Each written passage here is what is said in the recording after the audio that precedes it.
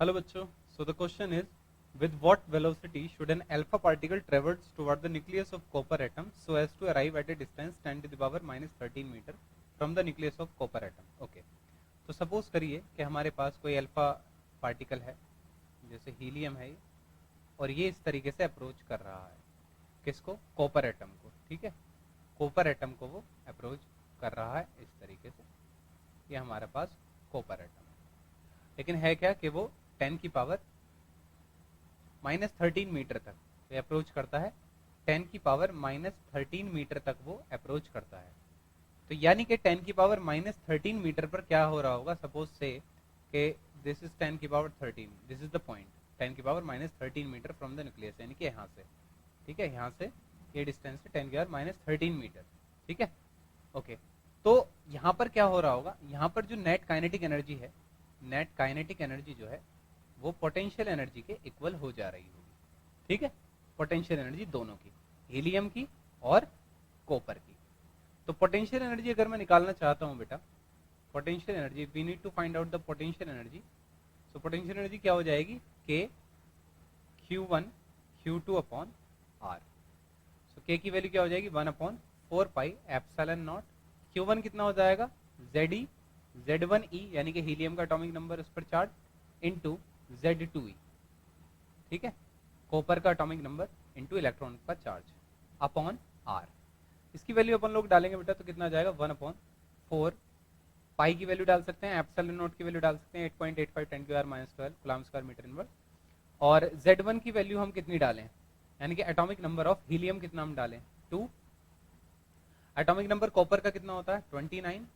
और ई अब आपके पास कितना हो जाएगा? 1.6 इंटू 10 की पावर माइनस 19 का स्क्वायर यहाँ पर हो जाएगा। और जो आर की वैल्यू है वो आपके पास हो जाएगी 10 की पावर माइनस 13 मीटर। तो इतनी दूर पर, मतलब अगर ये 10 की पावर माइनस 13 मीटर की दूरी पर हैं दोनों चार्ज, तो दोनों आपस में इतनी पोटेंशियल एनर्जी जो है लगा रहे होंगे। जब हम इसे सोल्व करेंगे तो हमारे पास जो पोटेंशियल एनर्जी ये वैल्यू आएगी निकल के, ये आ जाएगी 1.33 इंटू 10 की पावर माइनस 13 जूल। इतनी पोटेंशियल एनर्जी आ रही होगी। अब ये पोटेंशियल एनर्जी क्या होगी बेटा? ये पोटेंशियल एनर्जी किसके इक्वल हो जाएगी? इतने पास में आके काइनेटिक एनर्जी के इक्वल हो जाएगी। सो हेयर हम क्या लिख सकते हैं कि काइनेटिक एनर्जी जो है वो कितनी हो गई है हमारे पास? वो हो गई है 1.33 इंटू 10 की पावर माइनस 13 जूल। अब हम काइनेटिक एनर्जी को सोल्व करेंगे और वेलोसिटी यहां से निकाल लेंगे जो हमें बतानी थी। Half mv square is equal to 1.33 into 10 की पावर माइनस 13 जूल। इसको अपन लोग सोल्व करेंगे। सो v की जो वैल्यू हो जाएगी वो आ जाएगी अंडर रूट में हमारे पास हो जाएगी 2 इंटू 1.33 इंटू 10 की पावर माइनस 13 अपॉन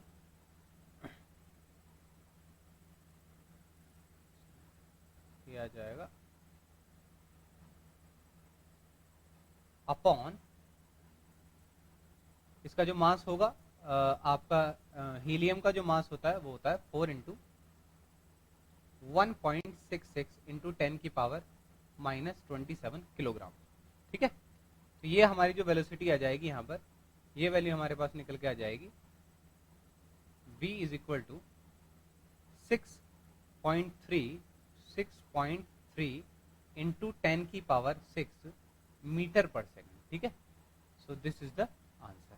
हमें ये बताना था कि विद व्हाट वेलोसिटी, कितनी वेलोसिटी से हम जो है अल्फा पार्टिकल को रीच कराएं ताकि वो 10 की पावर माइनस 13 मीटर दूरी पर रुक जाए। तो जब बेटा वो रुक जाएगा तो यहाँ पर पोटेंशियल एनर्जी जो होगी वो इतनी आ जाएगी, 10 की पावर माइनस 13 मीटर दूरी पर हीलियम और कॉपर एटम के बीच में जो एनर्जी होगी, पोटेंशियल एनर्जी, वो 1.33 होगी। और अगर वो रुक जाएगा वहां पर, तो वहां पर काइनेटिक एनर्जी 0 हो जाएगी, तो वो उसके इक्वल होगी जो उसे बैलेंस कर रही होगी। तो काइनेटिक एनर्जी से इक्वेट करेंगे तो v की वैल्यू हमारे पास आ जाएगी 6.3 इन 10 की power 6 metre per second, and this is the final answer. So I hope the concept is very much clear to you. Thank you and best of luck.